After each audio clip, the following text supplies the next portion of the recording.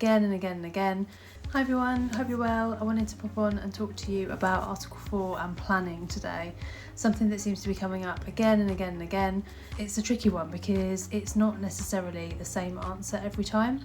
But I just wanted to cover off what was like the key points. So if you're looking at purchasing a property in an Article 4 area that's an existing HMO, it seems to be really popular currently, I think due to areas of Article 4 becoming more difficult to obtain like planning on new properties for, which I get totally, but a lot of these properties have been HMOs for a long time and the usage has never been changed. So what do you need to look out for?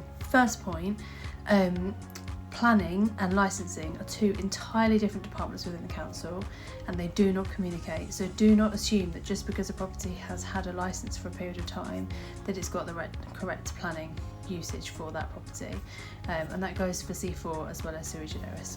So that's the first thing to watch out for. The second thing to watch out for is that if you're purchasing a property that doesn't have the correct usage and it hasn't got the evidence to support that usage, really it's quite tricky to get an investment value or commercial value on that property, because, and also I don't know whether you should be buying it for above market value, because it doesn't have the right planning for that property. It is in effect still a house or family home, and if it was to be sold on, it would have to be sold on as such because it hasn't got planning for anything else.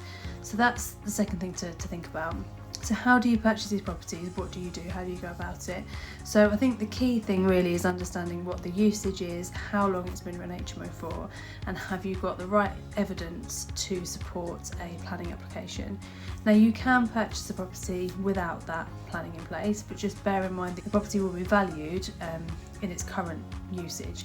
The valuer is asked not to comment around planning, but inevitably they do. So just be wary of that. So yeah, just be careful about the current usage, the current price that you're paying for it. And then you can apply for a certificate of lawful development once the property is yours, or you can ask the agent or the vendor to apply for a certificate of lawful development before purchase. There's pros and cons of both. If it's you that's doing it, it's within your control, but you have already purchased the property, so the horse is bolted. If you do it beforehand, they are quite tricky in some areas to make sure that you have the right evidence. So if it's someone else applying, then you're out of control of that application process. So just make sure that it's done correctly and they have submitted the right evidence for them to get it. So it is tricky. If you've got something you want to have a chat through, by all means get in touch and we can talk about it.